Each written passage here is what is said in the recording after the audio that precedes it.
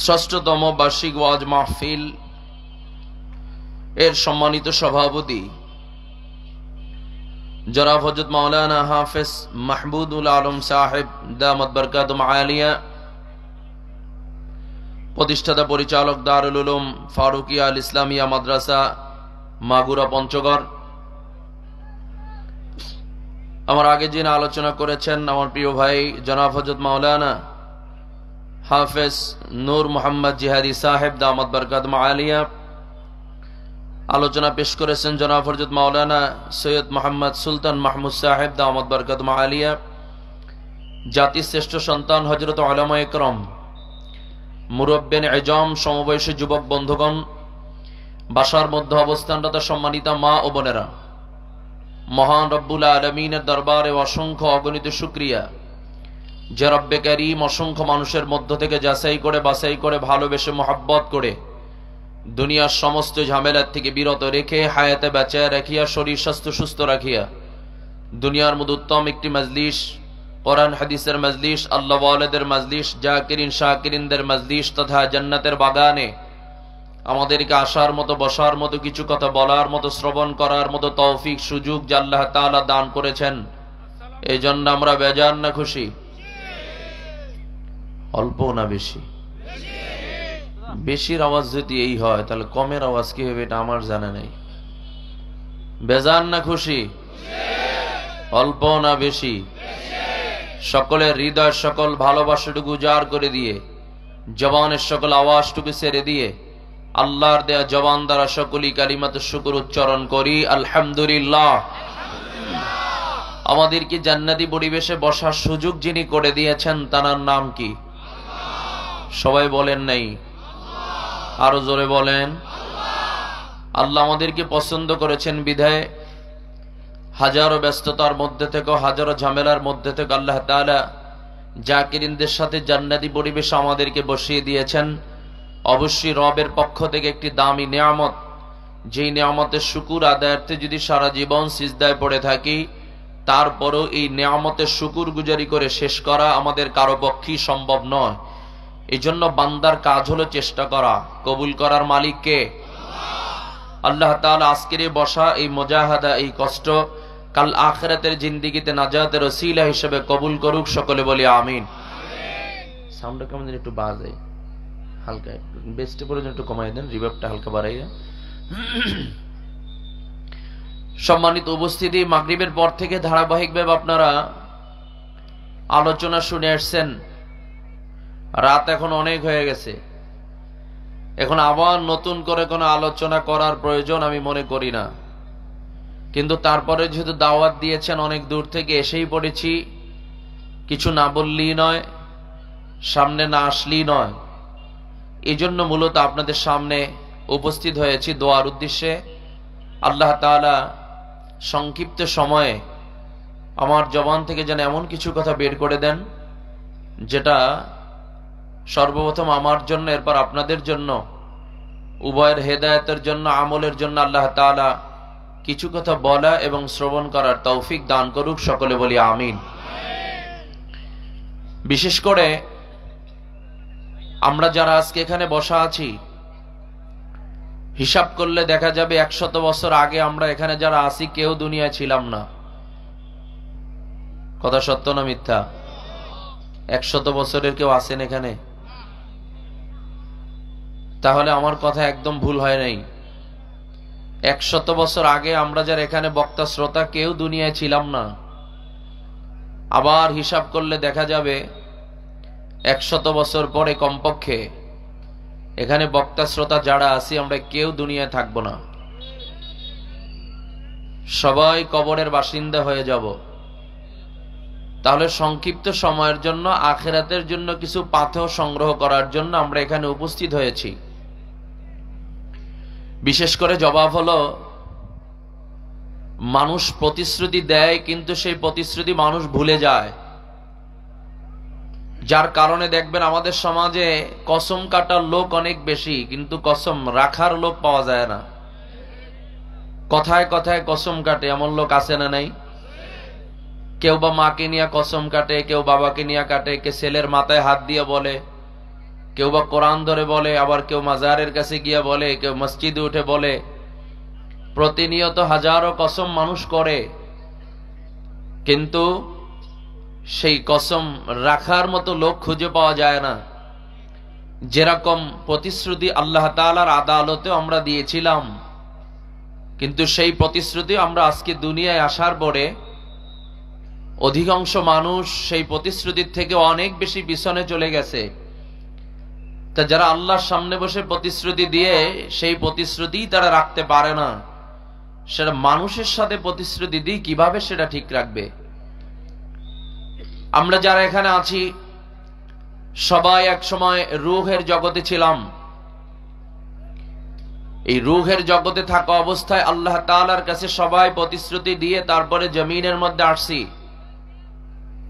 আল্লাহকে রব হিসাবে স্বীকৃতি দিয়ে আমরা সবাই দুনিয়ার মধ্যে আসছি স্বল্প সময়ের জন্য, আখিরাতের জন্য কিছু পাথেয় সংগ্রহ করার জন্য। এজন্য আমি অনেক সময় বলে থাকি, আমরা যে যে অবস্থায় থাকি না কেন, আমাদের মূল একটা পরিচয় আছে, আমরা সবাই হলাম মুসাফির। আমরা সবাই কি ভাই? কিন্তু আমাদের নিজেদের পরিচয় আজকে আমরা নিজেরা ভুলে গেছি। 40, 50, 60 বছর হায়াত পেয়ে মনে করি এই দুনিয়ার থেকে কোনোদিন আর যাওয়া লাগবে না, দুনিয়াই দুনিয়া, যা পাওয়ার যা চাওয়ার সব এখানেই।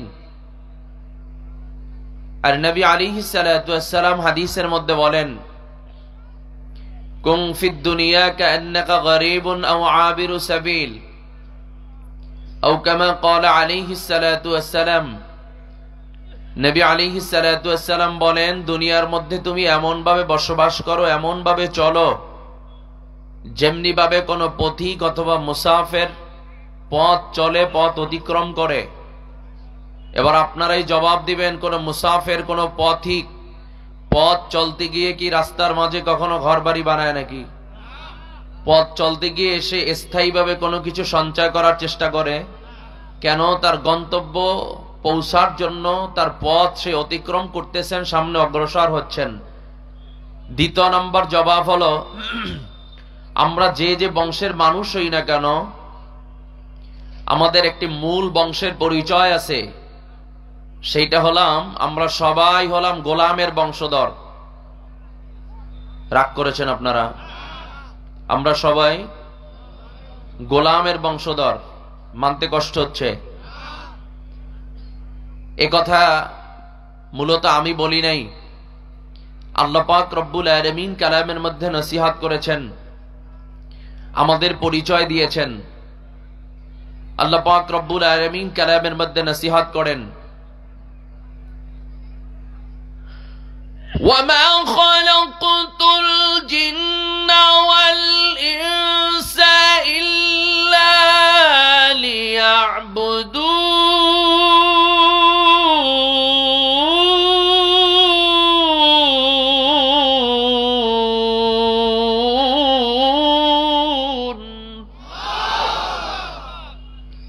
পঞ্চগড়ের তাকবীরের আওয়াজ এই পর্যন্ত।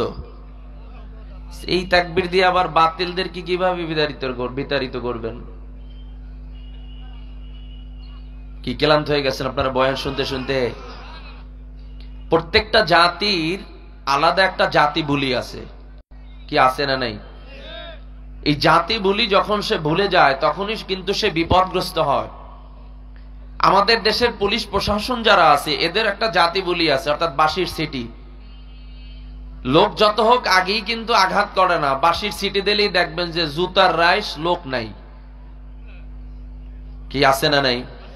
এরকম প্রত্যেকটা প্রাণীর আলাদা একটা জাতি বলি আছে না নাই? আমার কথা মনে হয় ক্লিয়ার, আপনার বুঝতে পারতেছেন না? ক্লিয়ার কথা বোঝা যাচ্ছে? এখানে মনিটর আছে, মনিটর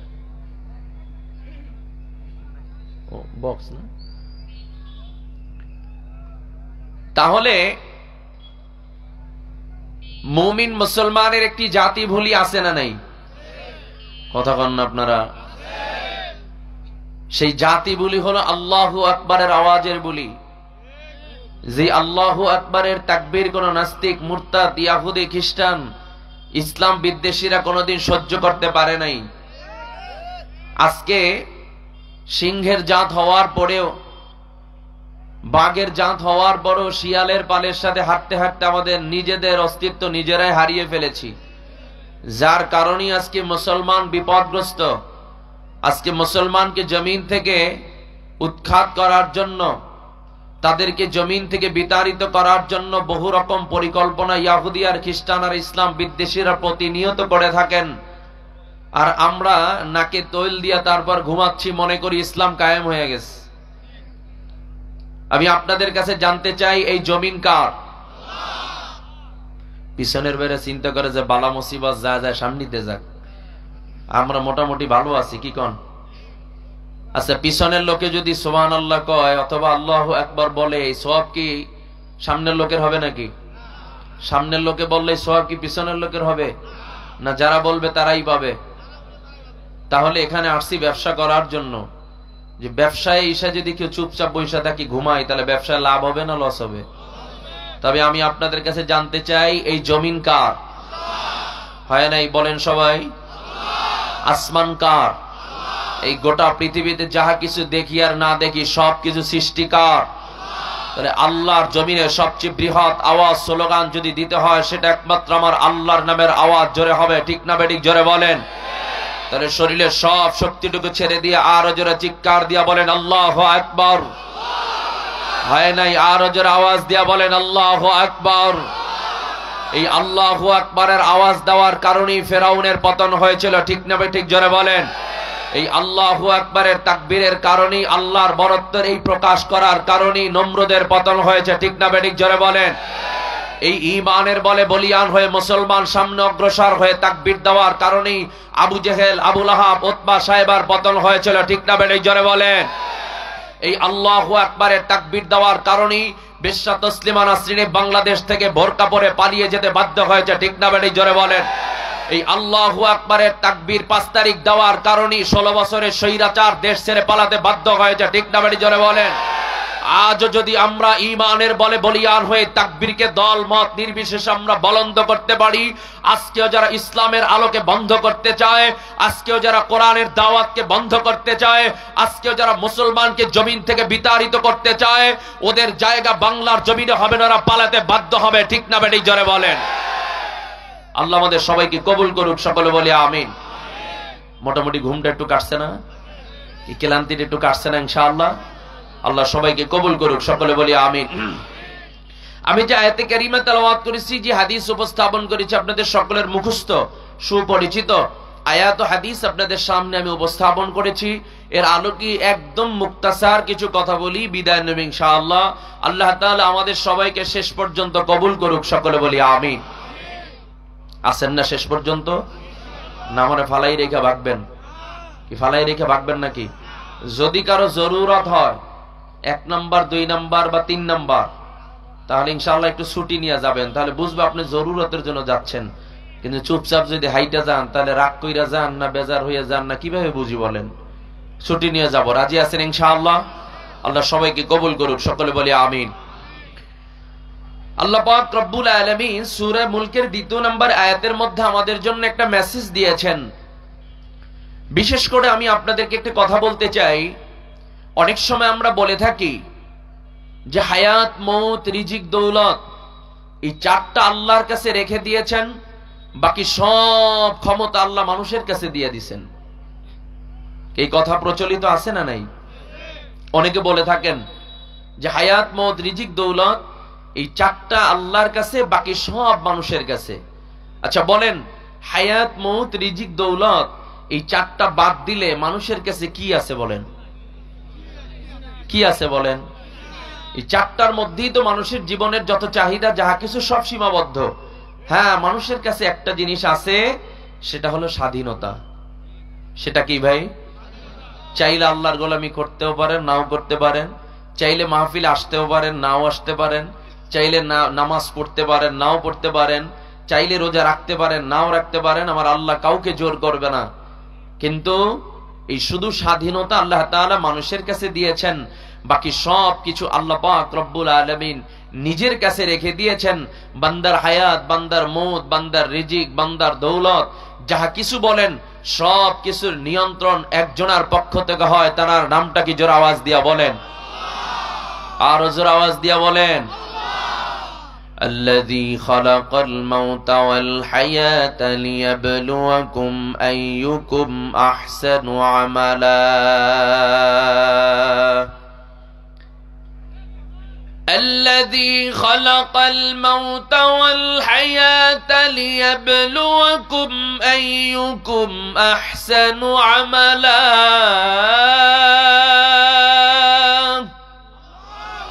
وهو العزيز الغفور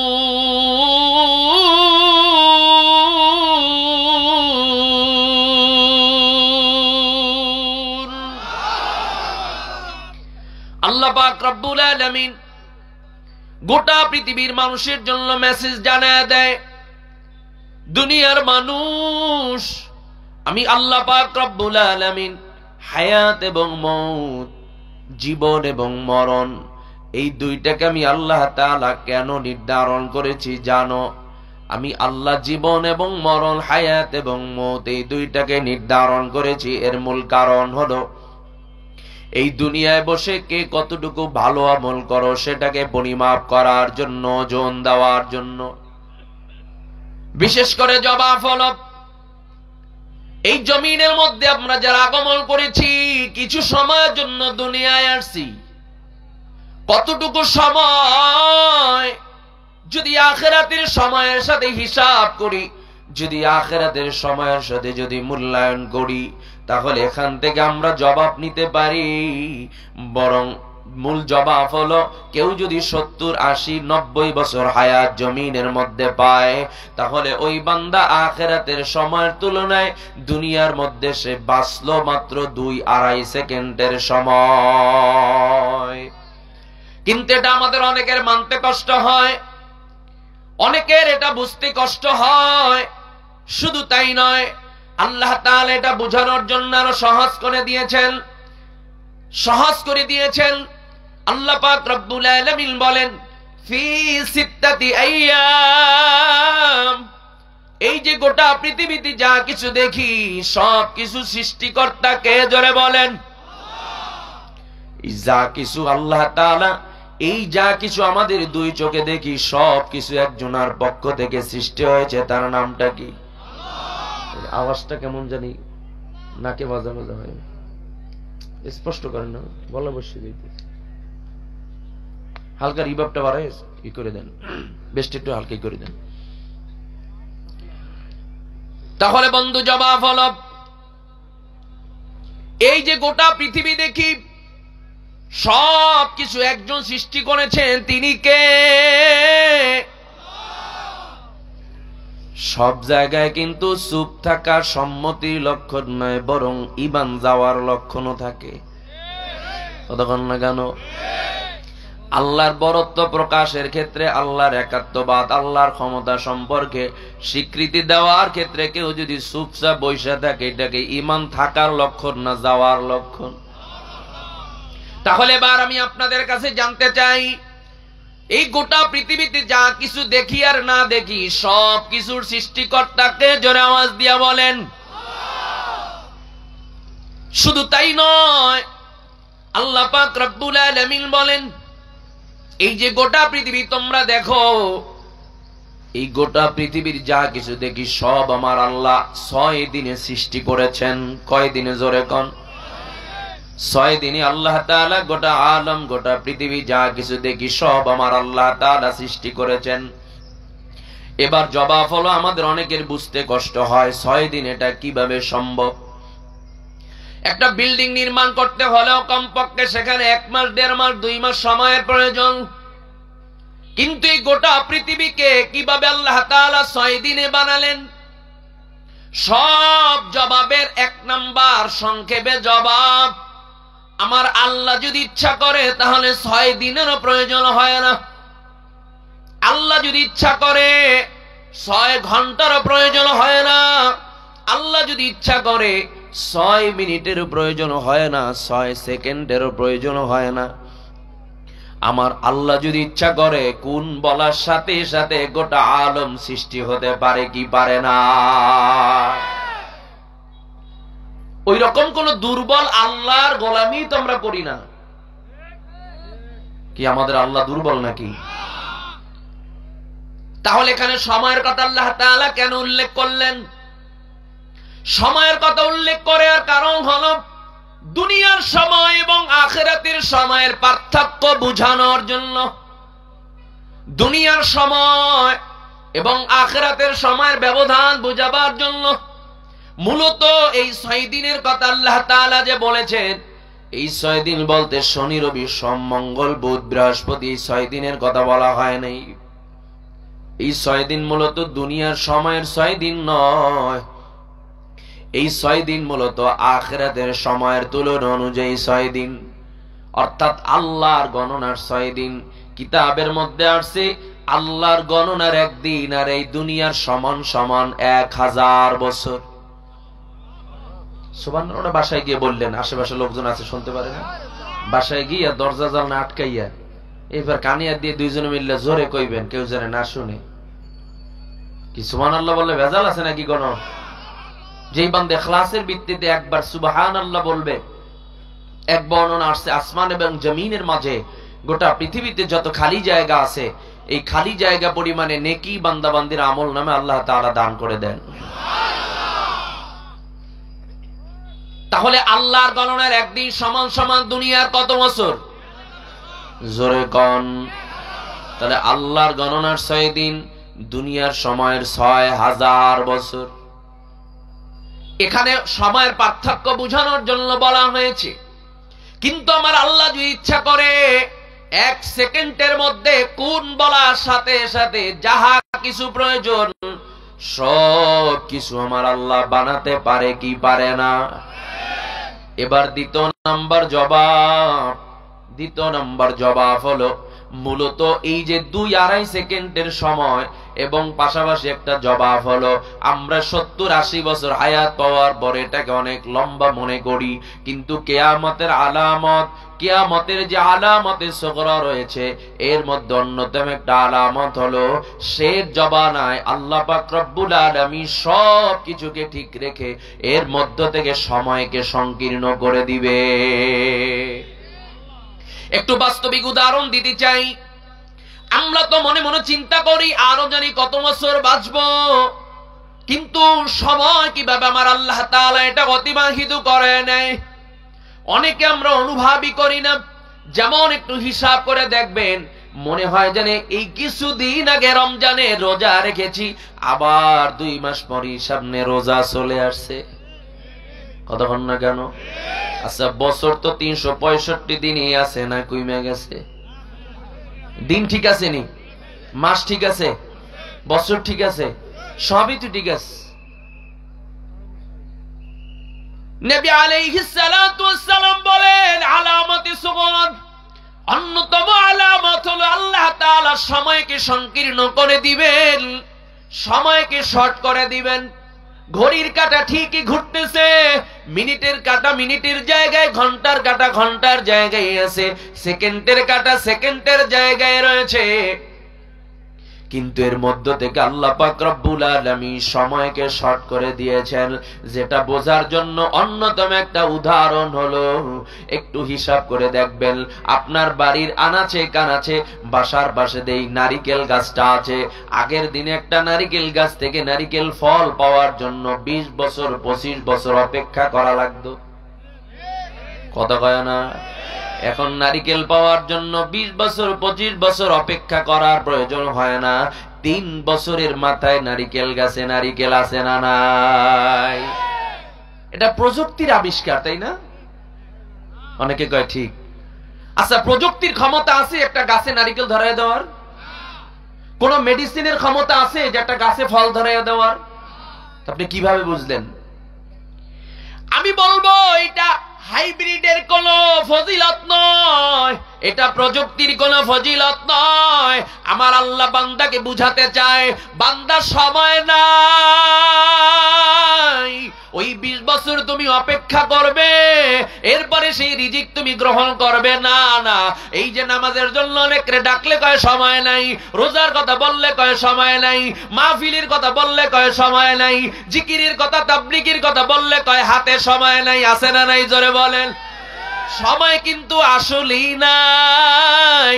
20 বছরের রিজিক আমার আল্লাহ 3 বছরের মধ্যে খাওয়াইয়া সব কিছু ঘুষাইয়া বরাদ্দকৃত রিজিক তোমার সামনে উপস্থাপন করিয়া অল্পের মধ্যে খাওয়াইয়া ঘুষাইয়া পরকালীন জিন্দেগিতে নেওয়ার জন্য তোমাকে আগানো হচ্ছে।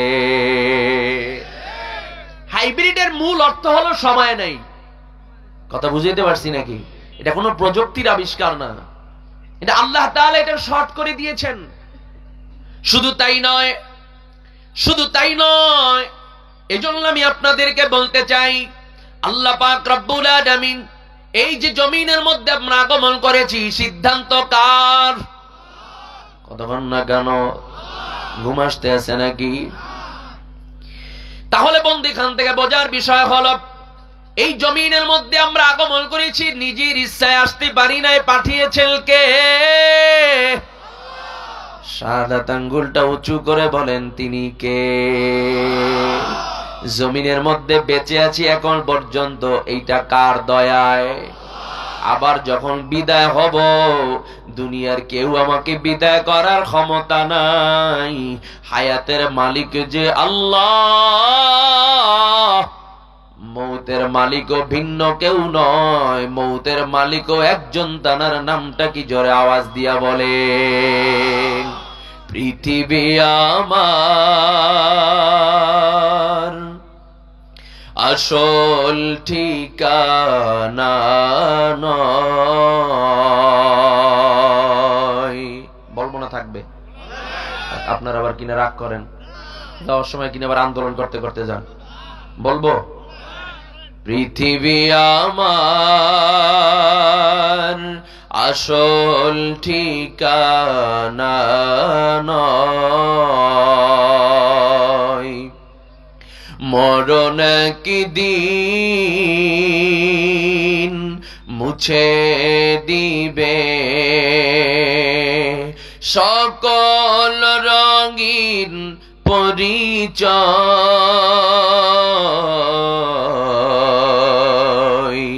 পৃথিবী আমার আসল ঠিকানা নয়,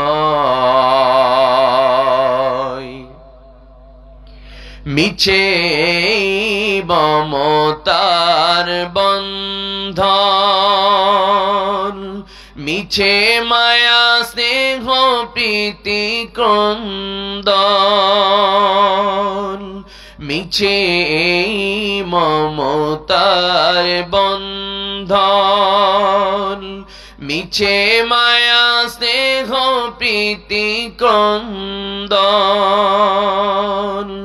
মিছে জীবনের রং করে শতরং, মিছে জীবনের রং ধনু শতরং, মিছে জয়ার পরাজয়।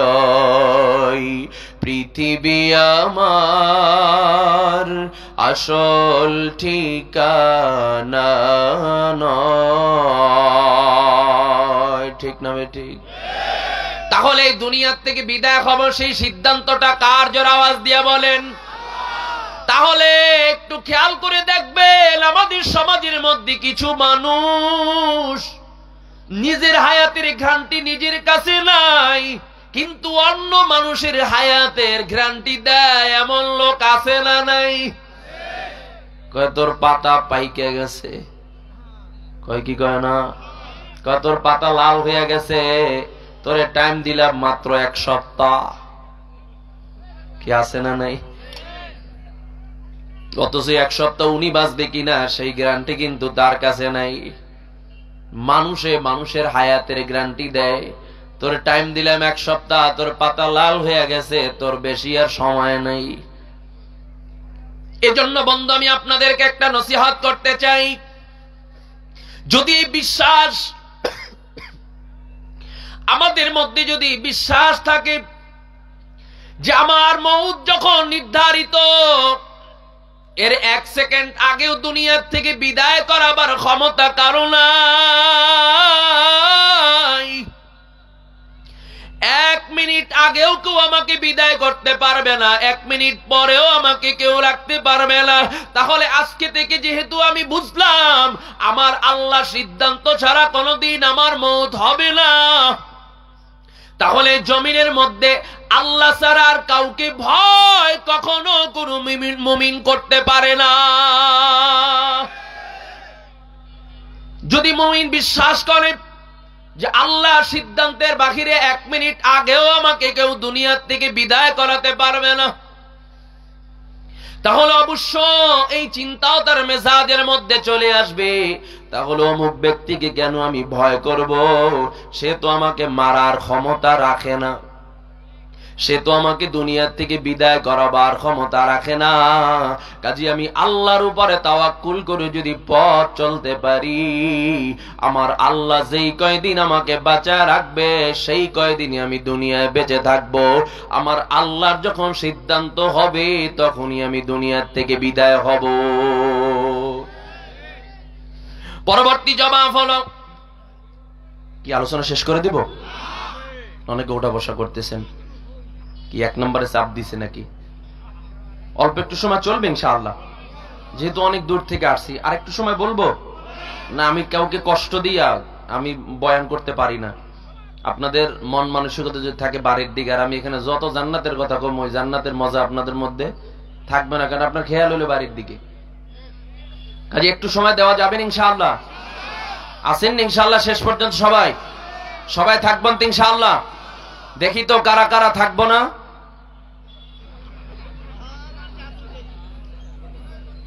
এই যে খেয়াল ভিন্ন দিকে, বুঝতে পারেন না নাকি?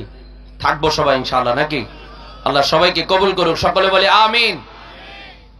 তাহলে বন্ধু দ্বিতীয় নাম্বার জবাব হলো, আল্লাহ পাক রব্বুল আলামিন বলেন আমি হায়াত এবং মউত, হায়াত এবং মউত, জীবন এবং মরণ, এই দুইটাকে নির্ধারণ করেছি। কেন জানো?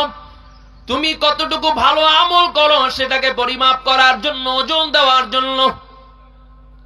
কারণ আল্লাহ পাক রব্বুল আলামিনের কাছে অনেক বেশি আমলের দাম নাই যে আমলের মধ্যে তাকওয়া নাই, যে আমলের মধ্যে আল্লাহর ভালোবাসা, মহব্বত, ভয় নাই।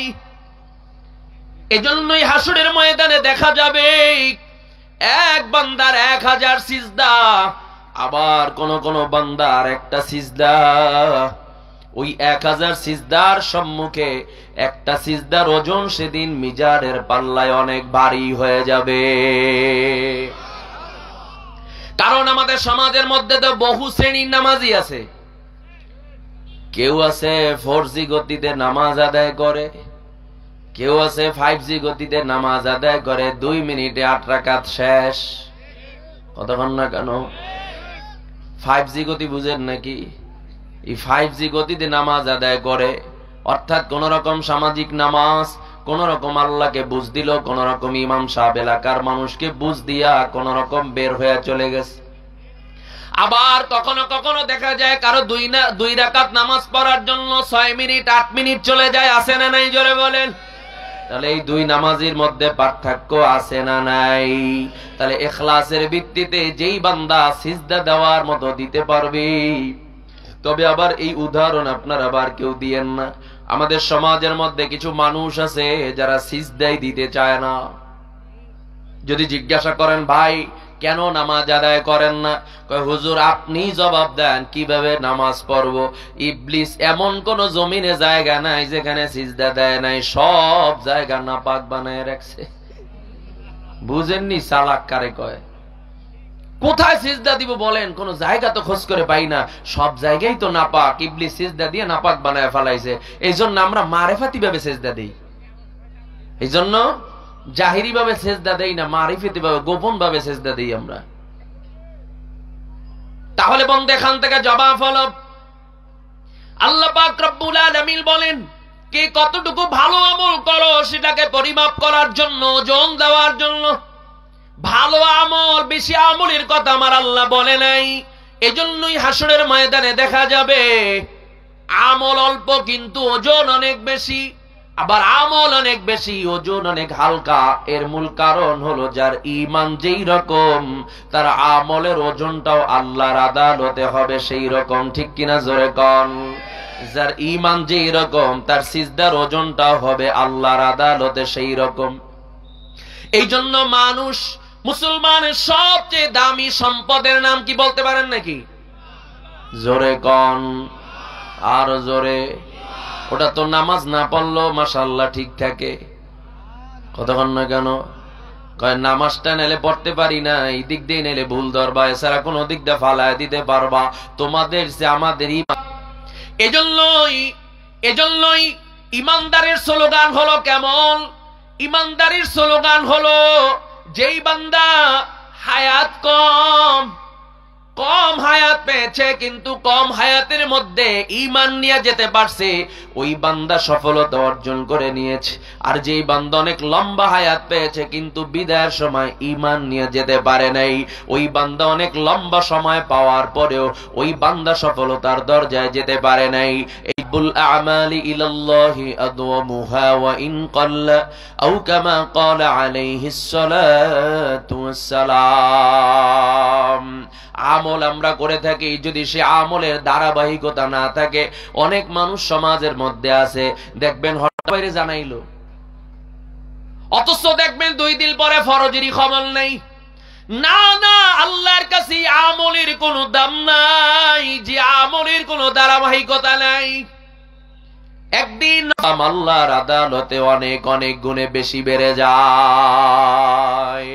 কাজী বন্ধের জন্য আপনাদের কাছে বলতে চাই, আল্লাহ পাক রব্বুল আলামিন বলেন, ভিন্ন দিকে বলেন, আজকে দুনিয়া আসার পরে আল্লাহর সাথে কমিটমেন্ট করে, আল্লাহর সাথে ওয়াদাবদ্ধ হয়ে আল্লাহকে রব হিসাবে স্বীকৃতি দিয়ে আজকে দুনিয়ার মধ্যে আগমন করেছি। কিন্তু আজকে দুনিয়া আসার পরে কেউ বা নাস্তিক হয়ে গেছে, কয় আল্লাহ বলতে কিছুই নাই। কেউ সৃষ্টিকে বিশ্বাস করে না, কেউ বাবার কোরআনকে বিশ্বাস করে না, কেউ বাবার নবীর উপরে ঈমান নাই, কেউ আল্লাহকে বিশ্বাস করে না, এমন লোক আছে না নাই? জোরে বলেন। অথচ আল্লাহর সাথে কমিটমেন্ট করে বান্দা দুনিয়ার মধ্যে আগমন করেছে। ওই বান্দার জন্য আল্লাহর পক্ষ থেকে আল্লাহ তাআলা জানায় দেয়, কাইফা তাকফুরুনা বিল্লাহি ওয়া কুনতুম আমওয়াতান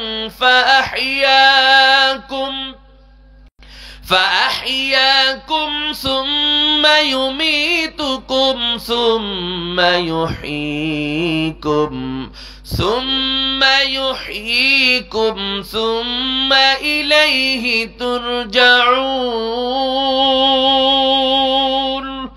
আল্লাহ পাক রব্বুল আলামিন বলেন, দুনিয়ার মানুষ কিভাবে তোর আমি আল্লাহর সাথে কুফরি করো, আমি আল্লাহর সাথে নাফরমানি করো, অথচ এক সময় তোদের কোনো অস্তিত্ব ছিল না, দুনিয়ার মধ্যে কোনো পরিচয় ছিল না।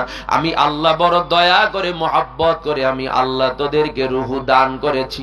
আবার আমি আল্লাহর যখন সিদ্ধান্ত হবে এই রূহকে আমি আল্লাহ তাআলা আবার ফিরিয়ে নিয়ে যাব, আমি আল্লাহ তাআলা আবার এই রূহকে ফিরিয়ে দিয়ে তোকে আবার জিন্দা করা হবে। সুম্মা ইলাইনা তুরজাউন। অবশ্যই প্রত্যেককে আল্লাহর আদালতে ফিরে যাওয়া লাগবে। গোটা জিন্দেগীর সব হিসাব আল্লাহর আদালতে দেওয়া লাগবে কি লাগবে না? জোরে বলেন। কারণ হল আমরা যারা মুসলমান আমাদের বিশ্বাস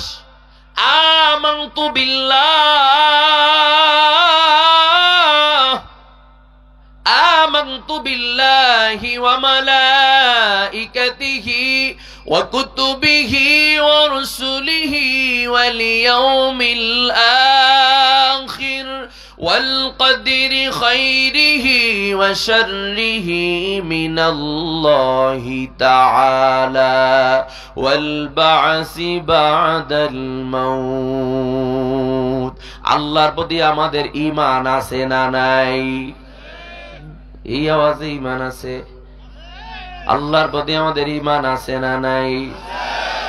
সমস্ত ফেরেশতাদের উপর আমাদের ঈমান আছে না নাই? সমস্ত আসমানি কিতাবের উপর আমাদের ঈমান আছে না নাই? সমস্ত নবী রাসূলের উপর আমাদের ঈমান আছে না নাই?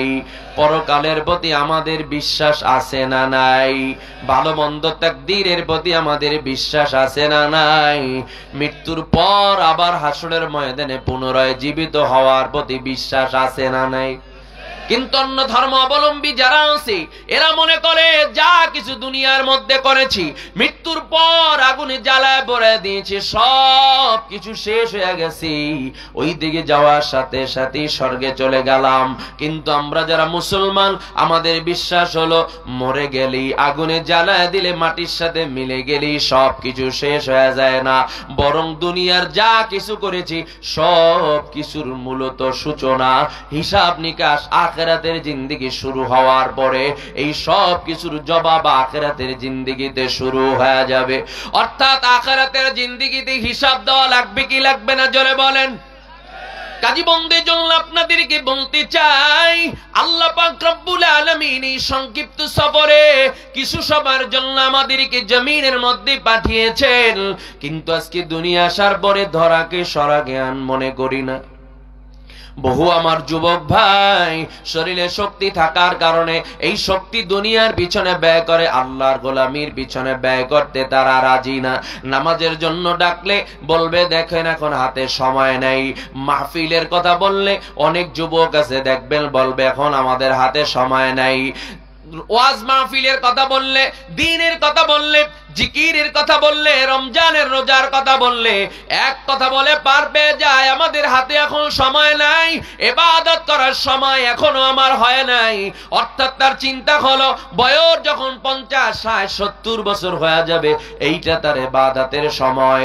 কিন্তু আল্লাহ পাক রব্বুল আলামিন বলে না না, যৌবনকালের সময়টাই আমি আল্লাহ তাআলা তোদের কাছ থেকে নেওয়ার জন্য বলেছি। কারণ এই যৌবনকালের ইবাদতের এত দাম, যেই বান্দা যৌবনকালের সময়টা আল্লাহর গোলামির পিছনে কাটায় দিবে, যেই বান্দা যৌবনকালের সময়টা দ্বীনের পিছনে অতিবাহিত করবে, ওই বান্দা যখন বৃদ্ধ হয়ে যাবে, চলতে ফিরতে কষ্ট হবে, ওই সময় বান্দা যে ইবাদত করবে ওই বৃদ্ধ বয়সের ইবাদত যৌবনকালের ইবাদতের সমান সওয়াব আল্লাহ পাক রব্বুল আলামিন বৃদ্ধকালের ইবাদতের মধ্যে দান করে দিবে। শুধু তাই নয়, এই যৌবনকাল এত দামি, আজকে ফ্যামিলির কথা বলেন, মা বাবা বলেন, ভাই বলেন, সবাই কিন্তু আপনার আমার কাছ থেকে যৌবনকালের সময়টা চায়। এই সমাজ আমার কাছ থেকে যৌবনকালের সময় চায়, সরকারও আমার কাছ থেকে যৌবনকালের সময়টা চায়। এ কারণেই 60 বছর অতিবাহিত হলে আর কোন সরকারি চাকরিতে তাকে আর রাখা হয় না, তাকে তখন পাঠায় দেওয়া হয়, কারণ এখন আর তার শরীরের মধ্যে কোনো শক্তি নাই। শক্তি থাকা সময়টা দুনিয়ার মানুষের পিছনে ব্যয় করে দিলা, আর বৃদ্ধ সময়টা তুমি আল্লাহর জন্য রেখে দিলা। এই চালাকির মধ্য দিয়ে আল্লাহর আদালতে উত্তম উপঢৌকন গ্রহণ করার কোনো সুযোগ নাই। কাজী বন্ধের জন্য আপনাদেরকে বলতে চাই, সময় আসলে কিন্তু বেশি নাই, কখন কার হায়াতের ঘন্টায় বাড়ি পড়ে যায় জানা নাই। এজন্য দুনিয়ায় যাহা কিছু করি না কেন সব কিছুর একদিন জবাবদিহিতা আল্লাহর আদালতে আছে না নাই, জোরে বলেন। আল্লাহর আদালতে একদিন দাঁড়ালো লাগবে কি লাগবে না, জোরে কন। যদি আল্লাহর আদালতে দাঁড়াতেই হয় এই দুনিয়ায় বসে আখিরাতের সামান জোগাড় করে যাওয়া লাগবে। এজন্য মূল কথা হলো আল্লাহর জন্য নবীর তরিকার মধ্য থেকে যে যতটুকু নামবে সে ততটুকু ভিজবে। এজন্য বলতে চাই, কখনকার হায়াতের ঘন্টায় বাড়ি পড়ে যায় আমাদের কারোই জানা নাই। আর মূল জবাব হলো এই জমিনের মধ্যে বসে যাহা কিছু অর্জন করব, فمن يعمل مثقال ذرة خيرا يره ومن يعمل مثقال ذرة شرا يره। এই জমিনের মধ্যে ভালো আমল যদি যাররা পরিমাণে আমার আমলনামার মধ্যে থাকে সেটাও হাসরের ময়দানে দেখা যাবে, আর যদি যাররা পরিমাণে গুনাহ আমার আমলনামায় থাকে সেটাও হাসরের ময়দানে দেখা যাবে। আমার আল্লাহ কারো উপর বিচার করবে না, কারো উপরে জুলুম করবে না। শুধু তাই নয়, হাসরের ময়দানে যখন একদল বান্দা উপস্থিত হয়ে যাবে। আমরা যারা আজকে এখানে উপস্থিত হয়েছি সবাইকে একদিন হাসরের ময়দানে উপস্থিত হওয়া লাগবে কি লাগবে না? জোরে বলেন না। যদি দল ক্ষমতায় থাকে তাহলে সাইড হইয়া বিভিন্ন রকম কায়দা কানুন করে এড়ায় যাওয়া যাবে। কতক্ষণ না কেন? আমরা যারা এখানে আছি কবরের বাসিন্দা একদিন হওয়া লাগবে কি লাগবে না? মরবেন না এমন কোন ব্যক্তি এখানে আছেন নাকি? থাকলে হাত জাগান। তাহলে মরা লাগবে কিনা একদিন? জোরে কন। হাসরের ময়দানে ওঠা লাগবে কিনা? হাসরের ময়দানে সব মানুষগুলো যখন উপস্থিত হয়ে যাব, আল্লাহ পাক রব্বুল আলামিন হাসরের ময়দানের কথা আমাদের কাছে স্পষ্ট করে জানিয়ে দিয়েছেন। হাসরের ময়দান কায়েম হওয়ার পর আজকে দুনিয়ায় যাকেই আপনি আপন মনে করেন, এই দুনিয়ায় মূলত কেউ আপনার আমার আপন না। এই দুনিয়ায় যার কথা বলেন না কেন মূলত সব হলো স্বার্থপরের দল। আপন হলো একজন, তার নামটাকে একটু জোরে আওয়াজ দিয়া বলেন। হয় না? আরো জোরে আওয়াজ দিয়া বলেন তিনি কে? কেমন আপনার আমার আপন? আল্লাহ পাক রব্বুল আলামিন কালামের মধ্যে বলেন, লা তাখুযুহু সিনাতু ওয়ালা নাওম।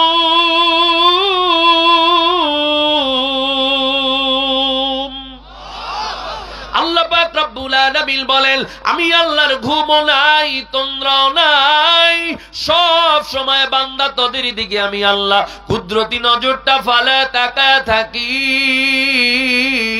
কখন বান্দা তুই আমি আল্লাহকে আল্লাহ বলিয়া ডাক দাও, গভীর রাত এমন জায়গায় গিয়ে মুসিবতে পড়ে গেছো, তোর মাও তোর কিনারায় নাই, তোর বাবাও নাই, তোর কোনো বন্ধু বান্ধব নাই যে তোকে হেফাজত করবে, যে তোকে ওখান থেকে বাঁচাবার চেষ্টা করবে। কিন্তু যখন তুই কাউকে পাও নাই, ওই গভীর রাত একাকী জায়গায় মুসিবতে পড়ার পর তুই যখন আমি আল্লাহকে একবার আল্লাহ বলিয়া ডাক দাও, আমি আল্লাহ পাক রব্বুল আলামিন হাজারো মুসিবতের মধ্য থেকে ওই সময় তোকে হেফাজত করে থাকি, তোকে বাঁচায় দিয়ে থাকি। আমি আল্লাহ যদি ঘুমাইতাম, ঘুম যদি আমাকে স্পর্শ করত, তন্দ্রাও যদি আমাকে স্পর্শ করত, আসমান আসমানের জায়গায় থাকতো না, জমিন জমিনের জায়গায় ঠিক থাকতো না, সব ধ্বংস হয়ে যেত। আমি সব সময় বান্দা তোদের দিকে কুদরতি নজরটা দিয়া ফালায় রাখি। আজকে মানুষ যদি মানুষের উপকার করে, বিপদের সময় গিয়ে যদি পাশে দাঁড়ায়, তার কথা মানুষ ভুলতে পারে না। উঠতে বসতে সব সময় তার কথা বলে, অমুক সময় আমি বিপদে পড়েছিলাম, অমুক ব্যক্তি আমার পাশে থেকে আমাকে সহযোগিতা করছে, আমার হেফাজত করেছে, আমার বিপদের সময় আমার কাছে এসে দাঁড়িয়েছে। আল্লাহ পাক রব্বুল আলামিন বলে, দুনিয়ার মানুষ তোর বিপদে পাশে দাঁড়াইবার কারণে তুই আজকে তাকে বলতে পারে না, তার তুই প্রশংসা করো। অথচ আমি আল্লাহ প্রতিনিয়ত হাজার হাজার বিপদে মুসিবতের মধ্য থেকে আমি আল্লাহ তোকে হেফাজত করে বাঁচায় দেই। শুধু তাই নয়, প্রতিনিয়ত আমি আল্লাহ পাক রব্বুল আলামিন তোর জন্য রিজিকের ব্যবস্থা করি। তোকে আমি আল্লাহর কুদরতি নজরের মাধ্যমে পাহারা দিয়া দিয়া জমিনের মধ্যে আমি আল্লাহ পরিচালনা করি। শুধু তাই নয়, আমি আল্লাহ প্রতিনিয়ত তোর জন্য রিজিকের ব্যবস্থা করি। কারণ এটা আমাদের যারা মুসলমান ইমানদার, আমাদের একটাই মাত্র বিশ্বাস, রিজিকের ব্যবস্থা দুনিয়ার কারো মাধ্যমে হয় না। রিজিকের মালিক চাকরি নয়, রিজিকের মালিক ব্যবসা নয়, রিজিকের মালিক ছেলে নয়, মেয়ে নয়, রিজিকের মালিক সরকারও নয়, রিজিকের মালিক একজন, তার নামটা কি? আওয়াজ দিয়া বলে। আল্লাহ বলেন, প্রতিনিয়ত কেমন ভাবে রিজিক পাঠায় দেই আমি আল্লাহ পাক। যেই নিয়ামত তোর জন্য যত বেশি জরুরি, আমি আল্লাহ তাআলা সেই নিয়ামত তোর জন্য তত সহজ করে তোর কিনারায় পৌঁছে দেই। তোর জন্য বাতাস অনেক জরুরি, এজন্য আমি আল্লাহ বাতাসকে এত বেশি আম করে দিয়েছি, সহজ করে দিয়েছি। তুই নাকে টান দিলি সাথে সাথে তুই বাতাসকে গ্রহণ করতে পারো। তোর আলো অনেক বেশি প্রয়োজন, আমি আল্লাহ পাক রব্বুল আলামিন করব সময় তোর জন্য আসমান থেকে আলোর ব্যবস্থা করি, তোর পানির অনেক বেশি প্রয়োজন, আমি আল্লাহ পাক রব্বুল আলামিন তোর জন্য প্রতিনিয়ত পানির ব্যবস্থা করি। যেমনি জমিনের মধ্যে আমি আল্লাহ পানির ব্যবস্থা রাখছি, আবার জমিনে যখন পানিতে সমস্যা হয়ে যায় আমি আল্লাহ তাআলা এই জমিনকে জিন্দা করার জন্য, তোমাদের উপকারের জন্য, তোমাদের সঠিক রিজিক পৌঁছে দেওয়ার জন্য আমি আল্লাহ আসমান থেকে আবার পানি বর্ষণ করে আমি আল্লাহ সেই নিয়ামতের ব্যবস্থা তোমাদের জন্য রেখেছি। শুধু তাই নয়, বান্দার জন্য যেটা যত বেশি জরুরি আল্লাহ পাক সেই নিয়ামতকে তত সহজ করে আমাদের কিনারায় পৌঁছায় দেয়। এই জন্যই তো আল্লাহ পাক রব্বুল আলামিন বলে, দুনিয়ার মানুষ কিভাবে তোরা আমি আল্লাহর সাথে কুফরি করো, নাফরমানি করো, অথচ তোদের কোনো অস্তিত্ব ছিল না, কোনো পরিচয় ছিল না। আজকে দুনিয়ার দিকে তাকায় দেখেন, ছেলেকে আপন মনে করেন, মেয়েকে আপন মনে করেন, মা বাবা আত্মীয় স্বজনকে আপন মনে করেন, অথচ প্রতিনিয়ত নেটে ঢুকলেই দেখা যায়, পত্রিকায় দেখা যায় ছেলের হাতে মা খুন হয়ে গেছে, বাবা খুন হয়ে গেছে, এমন হাজারো প্রমাণ বাংলাদেশের মধ্যে আছে না নাই? দেখেন না আপনারা, মা বাবার হাতে সন্তান দুনিয়া থেকে বিদায় হয়ে যায় স্বার্থের জন্য, পাশের বাসার ব্যক্তিকে মামলায় বাজানোর জন্য, বুঝানোর জন্য, নিজের সন্তানকে পেটের মধ্যে ছুরি ঢুকাইয়া গলায় রশি লাগায় গাছের সাথে ঝুলায় রাখছে।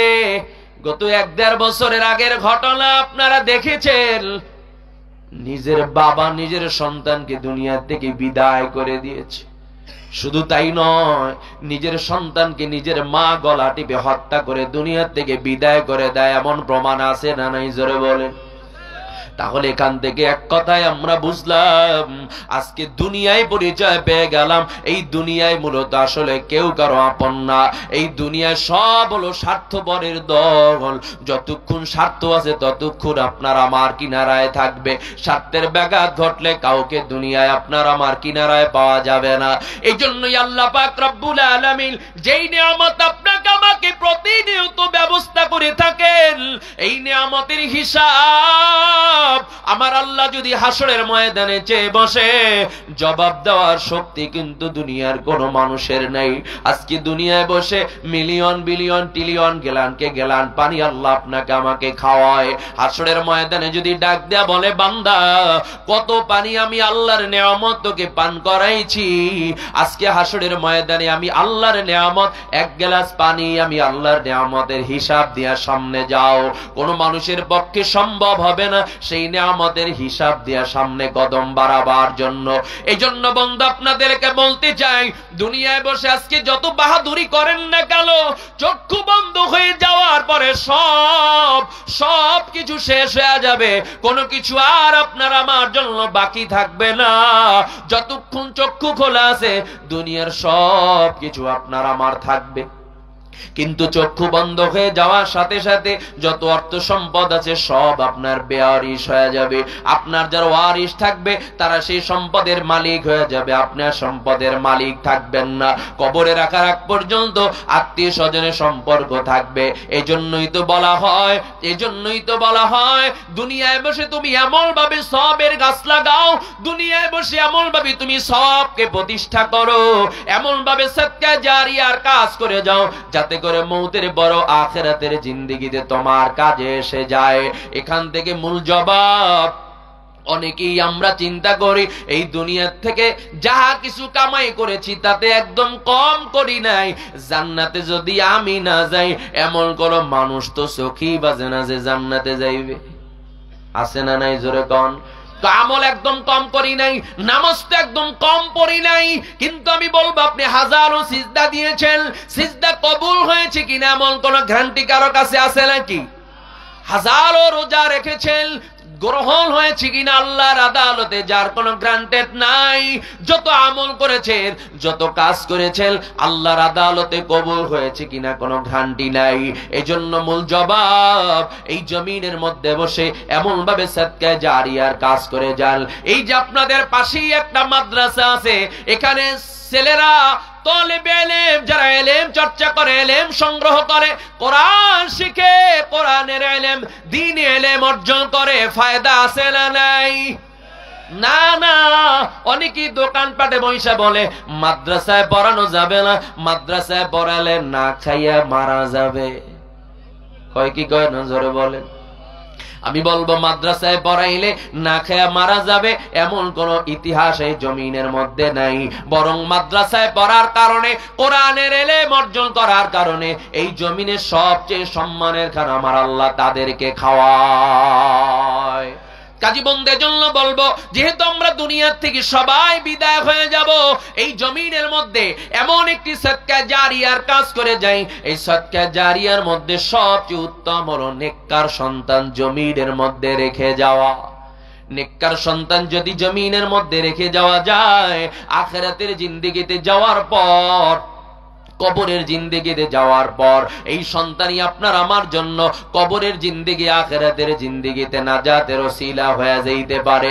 এজন্য বন্ধু আপনাদেরকে বলতে চাই, ওই আল্লাহর সাথে সম্পর্কটা লাগায় দেন, নবীর তরিকার উপরে নিজের 3.5 লাখ বডিটাকে লাগায় দেন, নবীর তরিকা অনুযায়ী নিজের হায়াতের জিন্দেগিটা চালানো শুরু করে দেন। কারণ বন্ধু দুনিয়ার কাউকে একদিন খুঁজে পাওয়া যাবে না। হাসরের ময়দান কায়েম হওয়ার পর একদিন আর 2 দিন নয়, 50,000 বছরের সময়, লম্বা সময় দাঁড়িয়ে থাকা লাগবে। শুধু তাই নয়, আল্লাহ পাক রব্বুল আলামিন ওই হাসরের ময়দানে মানুষ উপস্থিত হওয়ার পর আল্লাহ তাআলা 2 শ্রেণীতে মানুষ বিভক্ত হয়ে যাবে, 2 কাফেলায় মানুষ বিভক্ত হয়ে যাবে। একটা হবে জান্নাতের পথ আর একটা হবে জাহান্নামের পথ। আল্লাহ তাআলা কালামের মধ্যে সেটা উল্লেখ করে জানায় দিয়েছেন, ফারিকুম ফিল জান্নাতি ওয়া ফারিকুম ফিস সাঈর।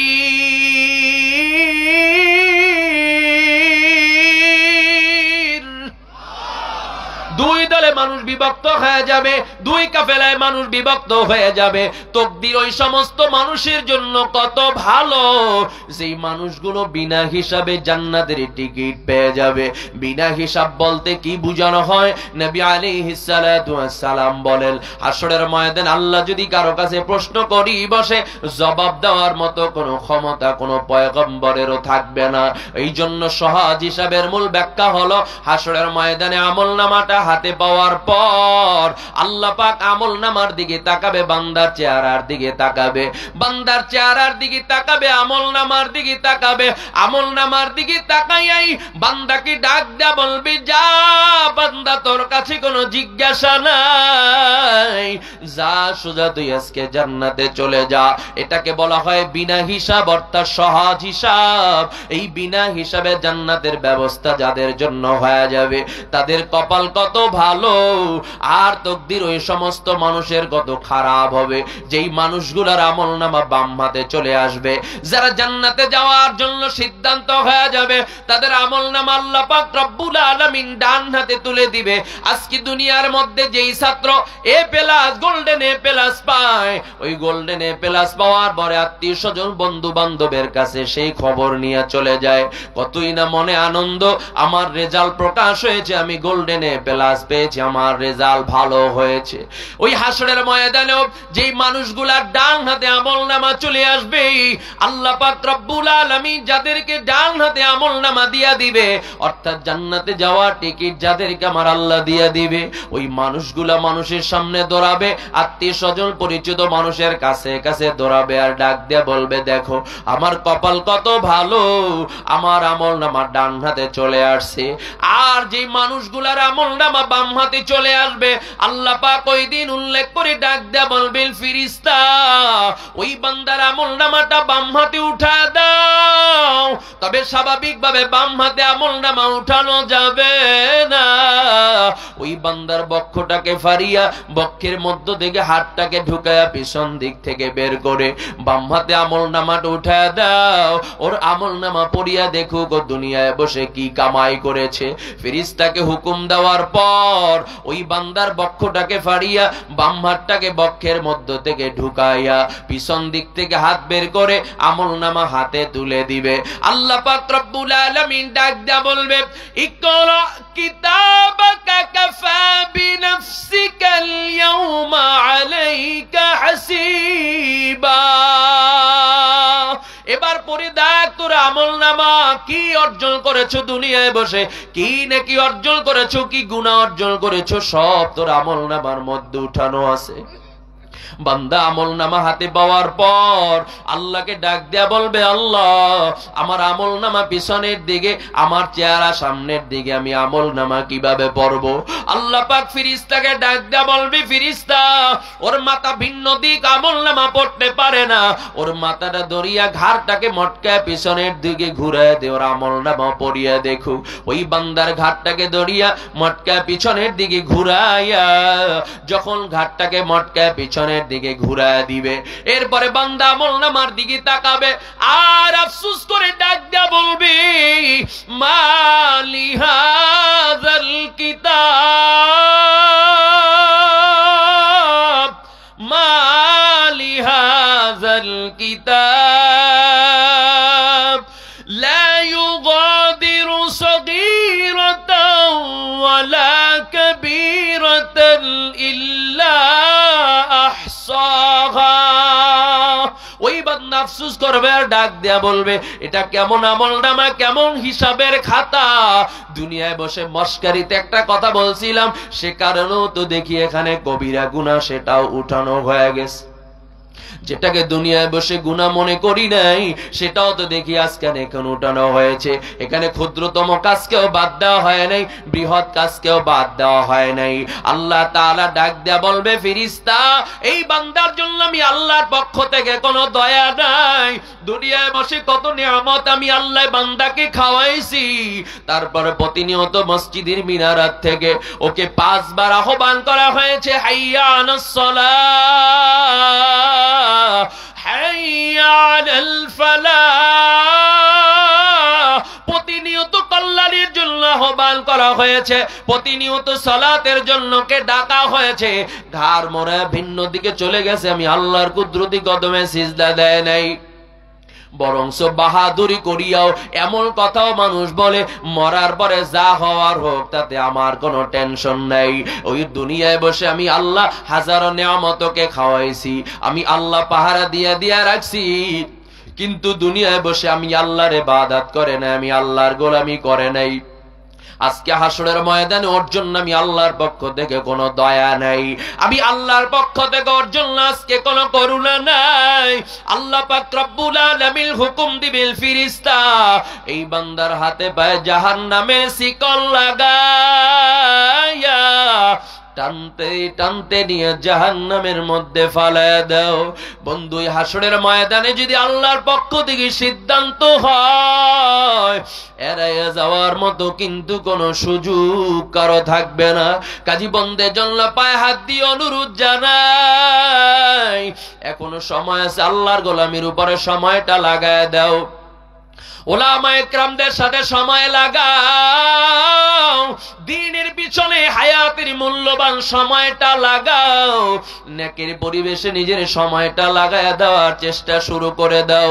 কারণ বন্ধু, দুনিয়ায় যারা বেঁচে আছি, আপনারা বাস্তবিকভাবে তাকায় দেখবেন, অল্প বয়সের মানুষও মারা যায়, একদিনের বাচ্চাও মারা যায়, আবার 20 বছর 30 বছরের যুবকও মারা যায়, আবার সুস্থ মানুষও মারা যায়, অসুস্থ মানুষও বেঁচে থাকে। এই জমিনের মধ্যে হাজারো প্রমাণ আছে, দাদার কাঁধে নাতির লাশ, এমন প্রমাণ এই জমিনের মধ্যে আছে না নাই? বাবার কাঁধে ছেলের লাশ, বড় ভাইয়ের কাঁধে ছোট ভাইয়ের লাশ। এই দুনিয়া আসার সিরিয়াল আছে, যাওয়ার কিন্তু কোনো সিরিয়াল নেই। আমি অনেক সময় উদাহরণে বলে থাকি, আমরা 6 ভাই, 6 ভাইকে আমার বাবা মাদ্রাসায় পড়িয়েছে, আলেম বানিয়েছে। আমি ভাইদের মধ্যে 5 নাম্বার। আব্বাজান সব সময় সন্তানদেরকে এই দ্বীনের রাস্তায় চালানোর জন্য চেষ্টা করেছে। তারা সারা জীবনের সাধনা ছিল, সারা জীবনের সাধনা ছিল আমার সন্তানরা যদি আলেম হয়, এটাই আমার সবচেয়ে বড় সম্পদ। আমি ইন্তেকালের পর আমার সন্তানরা আমার জানাজা পড়াবে, আমার জন্য দোয়া করবে। আজকে অনেকের সন্তান নিয়ে অনেকে গৌরব করে, মাদ্রাসায় পড়ানো যাবে না, তাহলে না খেয়ে মারা যাবে, ভিন্ন দিকে পড়াতে হবে, ডাক্তার ইঞ্জিনিয়ার প্রফেসর বানাতে হবে, লক্ষ লক্ষ টাকা ইনকাম করবে, আর আমাকে প্রতি মাসে ডলার পাঠাইবে, বাসায় বসিয়া ভেঙে ভেঙে খাবো। আমি বলবো না না, এইটা তোমার জন্য স্থায়ী সম্পদ নয়। সন্তানকে যদি আলেম বানাও, এটা দুনিয়ায় তোমার জন্য স্থায়ী সম্পদ, আখিরাতের জন্য এটা তোমার আমার জন্য স্থায়ী সম্পদ হয়ে যাবে। আমার বাবার মনের তামান্না ছিল, তিনি ওসিয়ত করেছিলেন, আমি যেদিন ইন্তেকাল করব,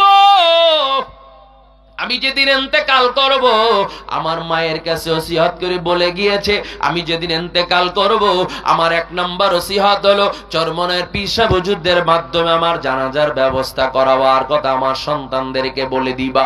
যদি তাদেরকে পাওয়া না যায়, তাহলে আমার বড় সন্তান যেন আমার জানাজার নামাজটা পড়ায় দেয়। আল্লাহ পাক রব্বুল আলামিনের কি কারিশমা!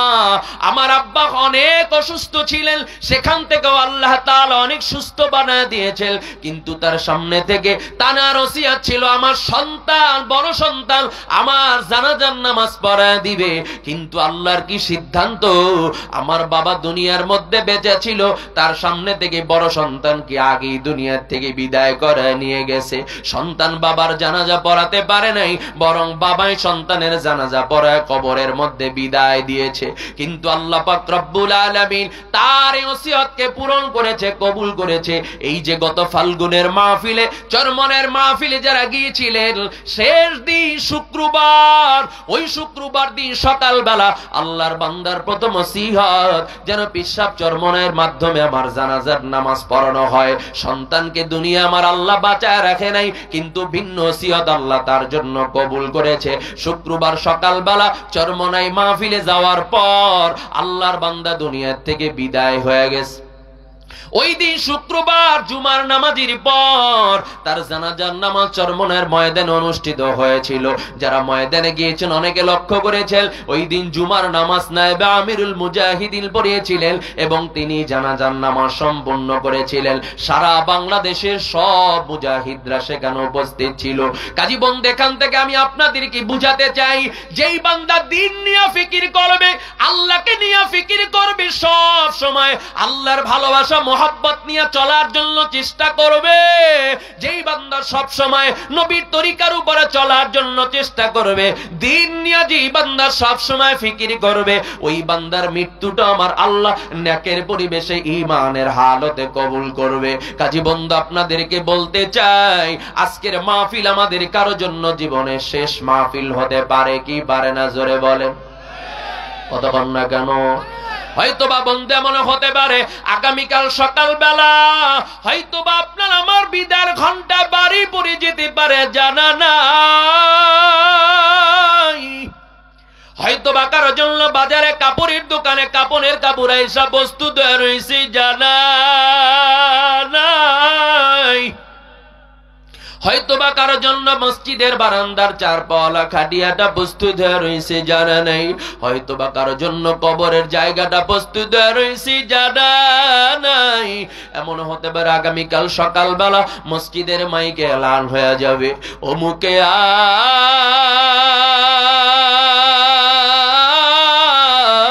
আর দুনিয়াতে নাই, যার জন্য একবার খবর হয়ে যাবে নাই নাই, আর কিন্তু কোনদিন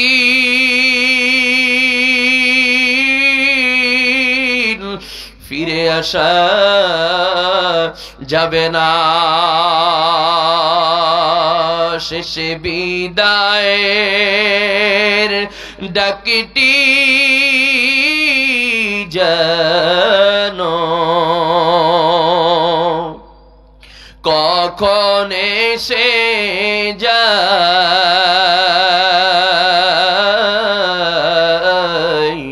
চরবে আনার কাঁদে চৈরা নিবরে বিদায়, চরবে আনার কাঁদে চৈরা নিবরে বিদায়। সঙ্গ হবে ভাবের মেলা,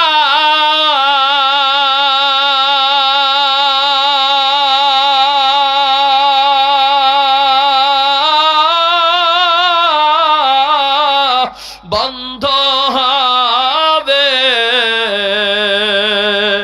জীবনের খেলা।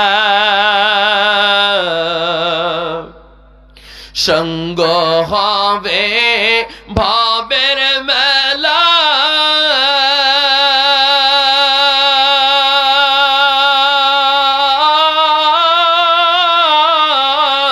বন্ধ হবে জীবনের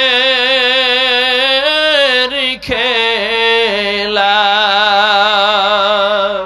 সব ছাড়িয়া যেতে হবে অচিন ধরায়।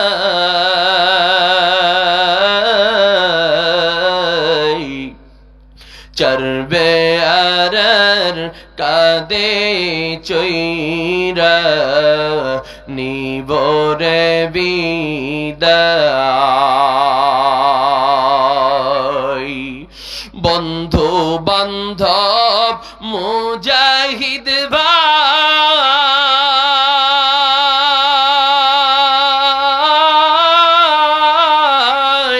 আসবে সবাই দেখতে আমায়। বন্ধু বান্ধব মুজাহিদ ভাই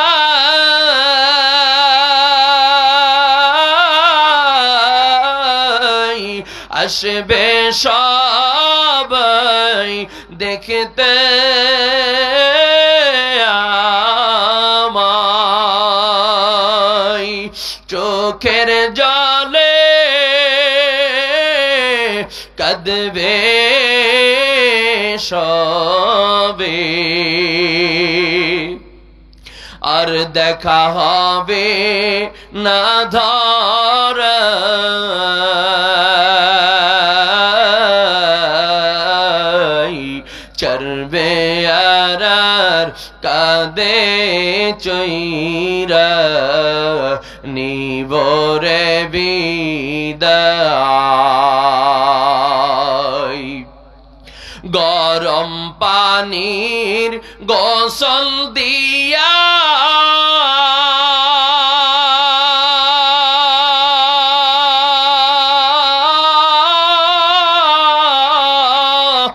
আতর গোলাপ মাখাইয়া,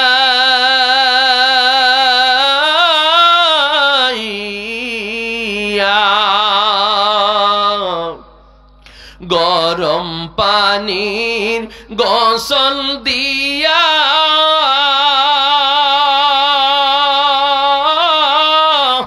আতর গোলাপ মাখাইয়া,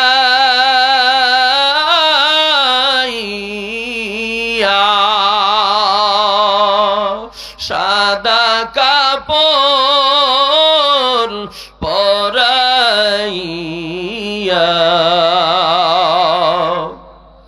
সাদা কাপড়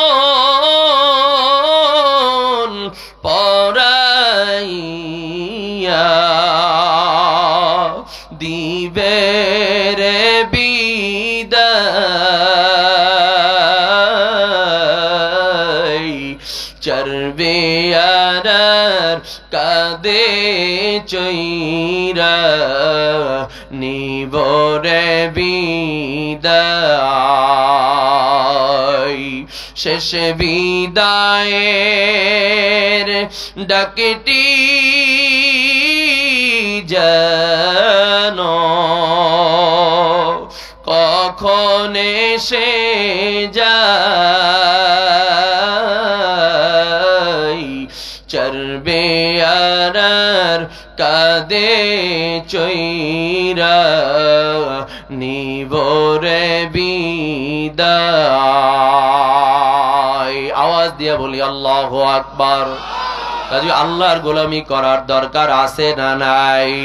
নবীর তরিকা অনুযায়ী চলার দরকার আছে না নাই? কাজী বন্ধু ইচ্ছা 3.5 হাত বডিটা কাপনের মধ্যে প্যাকেট হওয়ার আগে নিজেকে সংশোধন করে নেই। কারণ বন্ধু যেদিন সাদা কাপনে প্যাকেট হয়ে যাব ওই রাস্তা থেকে ফিরে আসার মতো সুযোগ কিন্তু আর কেউ পাওয়া যাবে না। কাজী ফিরে চললাম, ওই নবীর শাফাআত ছাড়া জান্নাতে যাওয়া যাবে না। হাসরের ময়দানে আপনার আমার নবী যদি শাফাআত না করেন, ওই হাসরের ময়দানে শাফাআতের জিম্মাদারি আর কাউকে দেওয়া হবে না। কাজেই নবীর তরিকার উপরে নিজের জিন্দেগিটাকে লাগায়া দেন। আর কত নবীর কলিজায় আঘাত দিবেন। নবীর সুন্নাত তরিকা অনুযায়ী যদি চলা যায়, আল্লাহর ভালোবাসা অর্জন করা যায়। কাজেই নবীর সাথে কবরের জিন্দেগিতে পারি জমানো লাগবে। ওই কবরেও আপনার আমার বন্ধু হবে আল্লাহ। ওই হাসরেও আপনার আমার ঈমানের মতো দৌলত নিয়ে বিদায় হওয়ার তৌফিক দান করেন। সবাই বলি আমিন। বেজার হয়েছেন আপনারা? রাগ করেছেন? নেক কাজের জন্য নিয়াত করলে সওয়াব আছে না নেই? অনেকে কালকে আবার দোকানে বসে বলবেন, হুজুরে সবই ঠিক আছিল, শেষকালে কামটা করলে কি?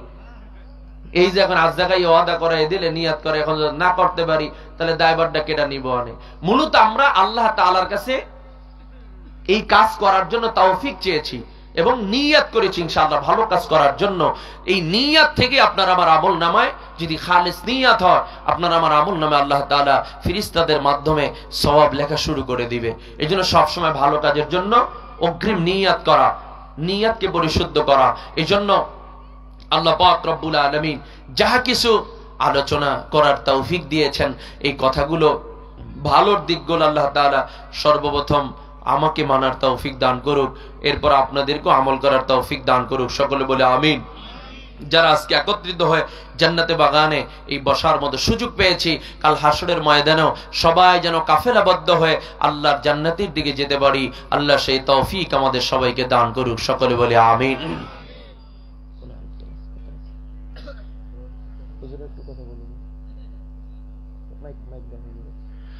আমরা আখেরি মোনাজাত করে উঠতে রাজি আছি ইনশাআল্লাহ। এখন দেখবেন শয়তান কিছু মানুষকে ভাগায় নিয়ে যাবে, যা হইছে হইছে, এখন মোনাজাতে থাকিস না, যদি কবুল হয়ে যায় তাহলে ঝামেলা। বয়ান তুই কি কম জানো নাকি? এখন বাড়ি যেয়ে ঘুমা। এখন যদি কেউ মাঠ থেকে ওঠে, মনে করবেন যে শয়তানের ভাগাই নিতে আস। একটু ডানে বামে খেয়াল করেন। আমাদের সভাপতি সাহেব হুজুর ইনশাআল্লাহ সংক্ষিপ্ত দিয়ে একটা কথা বলবেন, এরপরে আমরা দোয়ার দিকে চলে যাব ইনশাআল্লাহ। খবরদার কেউ মজলিসের ব্যাঘাত ঘটাবেন না ইনশাআল্লাহ।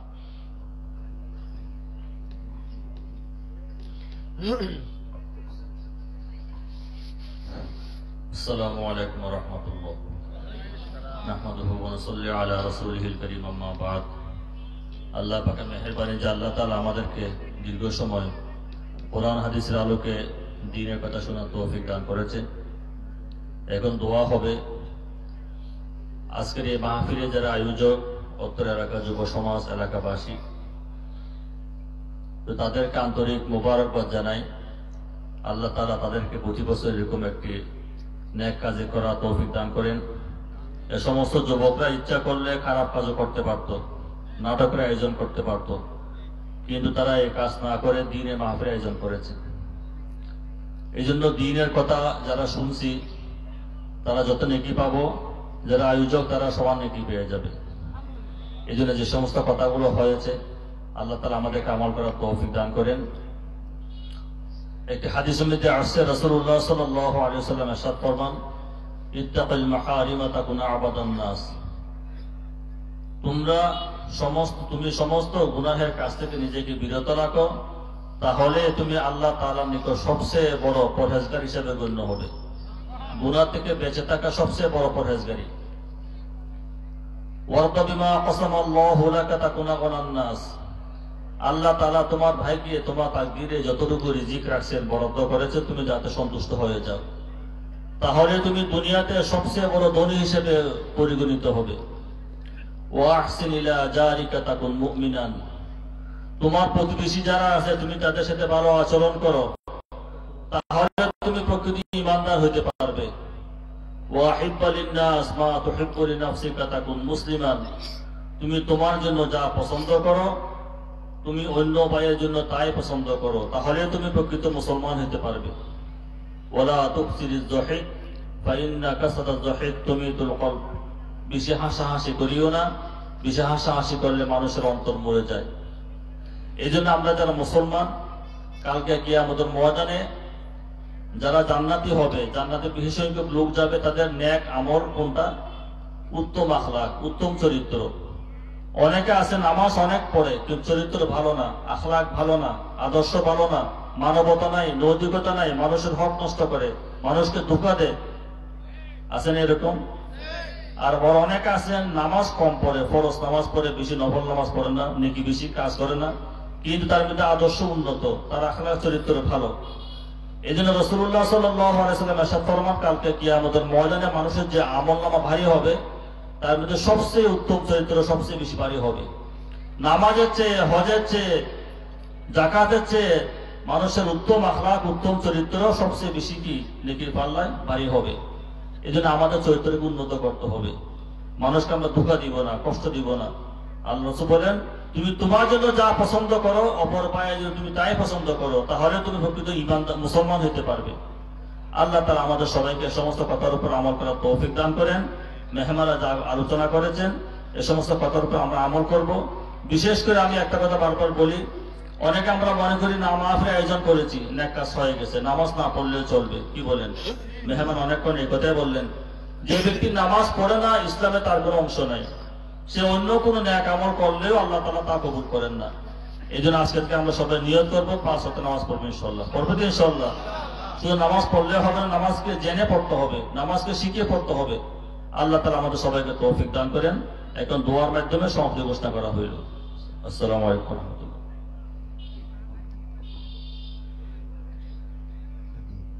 আলহামদুলিল্লাহ, মোনাজাতের পূর্বে আমাদের সকলের জন্য দাওয়াতের জন্য দুটো এলান দিচ্ছি। মার্কাজুল হিদায়াহ মহিলা মাদ্রাসা পঞ্চগড়ের উদ্যোগে আগামী 21 নভেম্বর রোজ বৃহস্পতিবার ওয়াজ ও দোয়ার মাহফিল। উক্ত মাহফিলে প্রধান মেহমান হিসেবে উপস্থিত থাকবেন বিশিষ্ট আলেমে দ্বীন, বহু গ্রন্থের প্রণেতা ও খলিফা পীর সাহেব ঢালকানগর, মুফতি আব্দুর রহমান আজাদ সাহেব, কেন্দ্রীয় প্রচার ও প্রকাশনা সম্পাদক বাংলাদেশ মুজাহিদ কমিটি ও পরিচালক দাওয়াতুল কুরআন মাদ্রাসা ঢাকা। প্রধান বক্তা হিসেবে উপস্থিত থাকবেন কারা নির্যাতিত মজলুম আলেমে দ্বীন আল্লামা আজিজুল হক ইসলামাবাদী, যুগ্ম মহাসচিব হেফাজতে ইসলাম বাংলাদেশ। বিশেষ বক্তা হিসেবে উপস্থিত থাকবেন মাওলানা আমিরুল ইসলাম রোকনপুরি, প্রিন্সিপাল মিলিক, লক্ষ্মীপুর কওমি মাদ্রাসা রাজশাহী। উক্ত মাহফিলে সভাপতিত্ব করবেন আজকের মাহফিলের সভাপতি হাফেজ মাওলানা মাহমুদুল আলম সাহেব দামাত বরকাতুহু আলিয়া, কেন্দ্রীয় সহ সাংগঠনিক সম্পাদক হেফাজতে ইসলাম বাংলাদেশ ও প্রতিষ্ঠাতা পরিচালক দারুল উলুম ফারুকিয়া ইসলামিয়া মাদ্রাসা। আমরা সকলে আমন্ত্রিত। আরেকটি দাওয়াত আপনাদের জন্য, ইসলামী আন্দোলন বাংলাদেশ পঞ্চগড় পৌর শাখার উদ্যোগে মাদক মুক্ত সমাজ গড়ার লক্ষ্যে আগামী 22 নভেম্বর 2024 রোজ শুক্রবার বাদ আসর হতে ইসলামী সাংস্কৃতিক অনুষ্ঠানের আয়োজন করা হয়েছে। স্থান পঞ্চগড় শেরে বাংলা পার্ক মুক্ত মঞ্চ। উক্ত অনুষ্ঠানে সঙ্গীত পরিবেশন করবেন দেশের সুনামধন্য উপাত্ত শিল্পী গোষ্ঠী বগুড়া এবং বিকিরণ শিল্পী গোষ্ঠী পঞ্চগড়। আমরা সকলে আমন্ত্রিত। شكرا اللهم صل على سيدنا ونبينا وشفيعنا وحبيبنا ومولانا محمد صلى الله عليه وعلى آله وأصحابه وبارك وسلم. اللهم آمين. ربنا ظلمنا أنفسنا وإن لم تغفر لنا وترحمنا لنكونن من الخاسرين. ربنا آتنا في الدنيا حسنة وفي الآخرة حسنة وقنا عذاب النار. আয় আল্লাহ তাআলা আমরা আপনার কিছু মুষ্টিময় গুনাহগার গোলাম আল্লাহ মাগরিব থেকে শুরু করে গভীর রাত পর্যন্ত খোলা আকাশের নিচে আপনার মোহাব্বতে আপনার বন্ধুর মোহাব্বতে কোরআন হাদিসের মোহাব্বত নিয়ে দীর্ঘ সময় কোরআন হাদিসের নসিহত গ্রহণ করে নেক আমল করে আপনার শাহী দরবারে দুইটা হাত উঠাইলাম রে আল্লাহ আপনি আমাদের যাবতীয় নেক আমলগুলো কবুল আর মঞ্জুর করে নেন সওয়াবটুকু কোটি কোটি গুণে বাড়াইয়া আকায়ে নামদার তাজদার মদিনা উম্মতের কান্ডারি জনাবে মুহাম্মদুর রাসূলুল্লাহ সাল্লাল্লাহু আলাইহি ওয়াসাল্লামের রওজা মুবারকে সোনার মদিনা পৌঁছায় দেন तमाम বিক্রম সাহাবায়ে کرام তাবিঈন তবে তাবিঈন আম্মে মুতাকদ্দিমিন মুতাআখিরিন সালফে সালিহিন বুজুর্গানে দিল পীর মাশায়েখ ওস্তাদ শাগরিদ বন্ধু বান্ধব যারা বিদায় অন্ধকার কবরে চলে গেছে আল্লাহ তাদের সবার রূহের উপর হাদিয়া পৌঁছায় দেন আয় আল্লাহ কত মানুষ অন্ধকার কবরে শোয়া রয়েছে অনেকেরই দুনিয়ায় দোয়া করার মতো কোনো ওয়ারিশ নাই খাস করে আল্লাহর হাদিয়া তাদের সবার রূহের উপরে পৌঁছায় দেন আল্লাহ মাইকের আওয়াজ যত দূর যায় এই দেশের মধ্যে এলাকার মধ্যে যত মুমিন মুসলমান মেয়ে লোক পুরুষ বিদায় নিয়ে অন্ধকার কবরে শোয়া রয়েছে আল্লাহ সবার রূহের উপরে হাদিয়া পৌঁছায় দেন আয় আল্লাহ আমাদের আত্মীয় স্বজনের মধ্যে থেকে অনেকেরই ভাই নাই বোন নাই দাদা নাই দাদু নাই নানা নাই নানু নাই শ্বশুর শাশুড়ি আত্মীয় স্বজন মায়ের বংশ থেকে বাবার বংশ থেকে যারা যেখানে বিদায় নিয়ে অন্ধকার কবরে সবার রূহের উপরে হাদিয়া পৌঁছায় দেন আয় আল্লাহ এই মজলিসের মধ্যে যারা হাত উঠাইলাম জানি না কার যেন জমিনের মধ্যে জনম দুঃখিনী মা নাই এই জমিনের মধ্যে কার যেন জনম দুঃখী বাবা বেঁচে নাই আল্লাহ যে মা হারিয়েছে সে বুঝি মা হারাইবার কত ব্যথা যে বাবাকে হারিয়েছে সে বুঝে বাবা হারাইবার কত ব্যথা আয় আল্লাহ দুনিয়ার সব শূন্যতা পূরণ করা যায় মা বাবার শূন্যতা কারো মাধ্যমে পূরণ করা সম্ভব হয় না আয় আল্লাহ মা বাবা কত দামি সম্পদ সন্তান যখন বাড়ির থেকে কোথাও রওনা করে চলে যায় যতক্ষণ পর্যন্ত চোখের নজরে দেখা যায় ততক্ষণ পর্যন্ত পিছন থেকে তাকায় তাকায় দেখতো যতক্ষণ পর্যন্ত সন্তান বাড়িতে ফিরে না আসতো ততক্ষণ পর্যন্ত মা বাবা বসিয়া থাকতো সন্তানের অপেক্ষায় রাত্র যত গভীর হোক না কেন বাসার দরওয়াজার সামনে আসিয়া দাঁড়াইয়া যখন মা বলিয়া ডাক দিত সাথে সাথে আসিয়া দরওয়াজাটা খুলিয়া দিত সন্তান ডাক দিয়া বলতো মা গভীর রাত তুমি কি এখনো ঘুমাও নাই মা ডাক দিয়া বলতো সন্তান তুই বুঝবি না যতক্ষণ পর্যন্ত তুই বাড়িতে ফিরে না আসো আমি মায়ের চোখে ঘুম আসে না আয় আল্লাহ ওই মা যার আজকে দুনিয়ায় নাই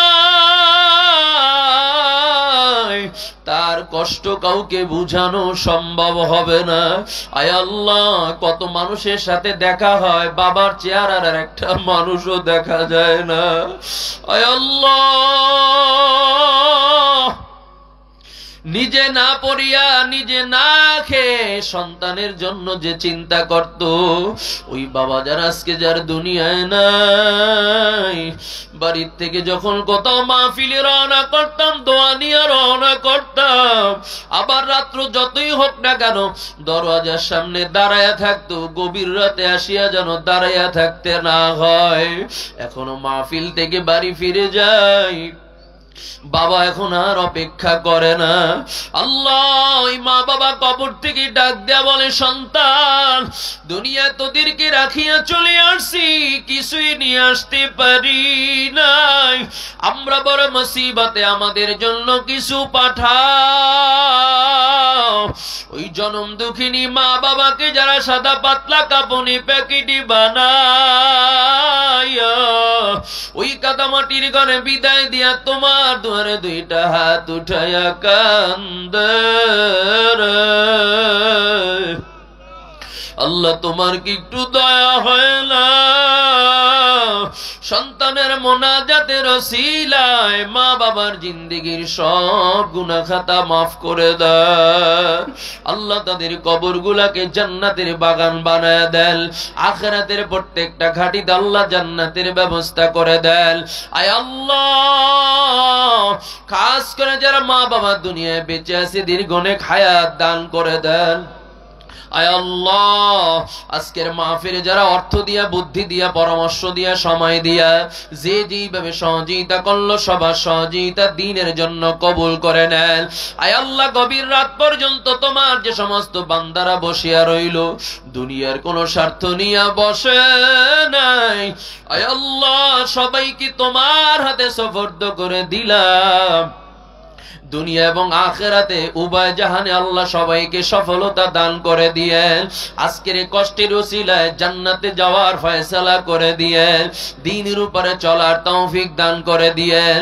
আয় আল্লাহ, অনেক ভাইরা প্রবাসে আছে, আল্লাহ যে সমস্ত ভাইরা বাহিরে আছে, আল্লাহ সবাইকে আপনি কবুল করে নেন। আমার যুবক ভাইদেরকে আল্লাহ আপনি দ্বীনের জন্য কবুল করে নেন। মুরব্বী বাবাজিদেরকে আল্লাহ দ্বীনের জন্য কবুল করে নেন। অনেকেই দোয়া চেয়েছে, প্রত্যেক মনের নেক মাকাসুদ গুলো পুরা করে দেন। আয় আল্লাহ, এই এলাকার উপর আপনি খাস রহমত নাজিল করে দেন। সকল বাতিলের উপরে ইসলামের বিজয়কে আল্লাহ আপনি সুনিশ্চিত করে দেন। আয় আল্লাহ, ইসলামের বিজয়কে আপনি সুনিশ্চিত করে দেন। ইসলামের বিজয় আপনি দান করে দেন। বাতিলকে আল্লাহ আপনি পরাজিত করে দেন। আয় আল্লাহ, প্রতি বছর মাহফিল আয়োজন করতে পারে আল্লাহ সেই ব্যবস্থা করে দেন। আয় আল্লাহ, যুবক ভাইয়ের কথা শুনলাম, যুবক ভাই এই মাহফিলের জন্য অনেক কষ্ট করত, প্রতিবন্ধী মানুষ ছিল, আল্লাহর বান্দা দুনিয়ার থেকে বিদায় নিয়ে চলে গেছে। নেকির কাজে শ্রম দেওয়ার কারণে, মেহনত করার উসিলায় আল্লাহ তোমার বান্দাকে তুমি মাফ করে দিও, আখিরাতের জিন্দেগিতে তুমি কবুল করে নাও। খাস করে আল্লাহ আপনার কাছে ফরিয়াদ, কত লোক মদিনায় যায়, রাসূলের রওজা দাঁড়ায়া সালাম দেয়, কানে শুনি সোনার মক্কা মদিনা, চোখে দেখি না। জীবনে একবার হলো আল্লাহ কাবা বাইতুল্লাহর কিনারায় দাঁড়াইবার তৌফিক দিয়া দেন। জীবনে একবার হলো আপনার বন্ধুর রওজার কিনারায় দাঁড়াইয়া একবারের জন্য হলে একটু সালাম দেওয়ার তৌফিক দিয়া দেন। ওই সোনার মক্কা মদিনা না ঘুরাইয়া আমাদের কাউকে মৌতের বিছানায় শোয়াইবা না, খাঁটি ইমানদার মুসলমান না বানাইয়া কবরের ডাক দিবা না, মানুষের ঋণ পরিশোধ না করাইয়া মৌতের বিছানায় শোয়াইবা না।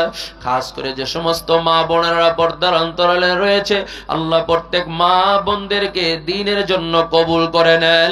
খাদিজাতুল কুবরার মতো কবুল করে নেন, আয়েশা সিদ্দিকার মতো কবুল করে নেন, স্বামীর খেদমত করার তৌফিক দিয়ে দেন।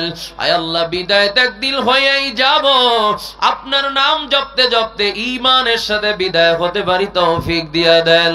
আল্লাহুম্মা জাআলনি ফি আইনি সাগীরা ওয়া ফি আ'য়ুনিন নাসি কাবীরা। সকলি বলি রব্বির হামহুমা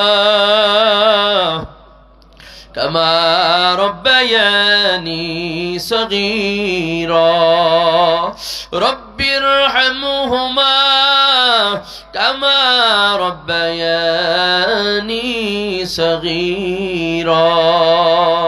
সুবহানা রাব্বিকা রাব্বিল ইজ্জাতি আম্মা ইয়াসিফুন ওয়া সালামুন আলাল মুরসালিন ওয়ালহামদুলিল্লাহি রাব্বিল আলামিন। আসসালামু আলাইকুম ওয়া রাহমাতুল্লাহি ওয়া বারাকাতুহু।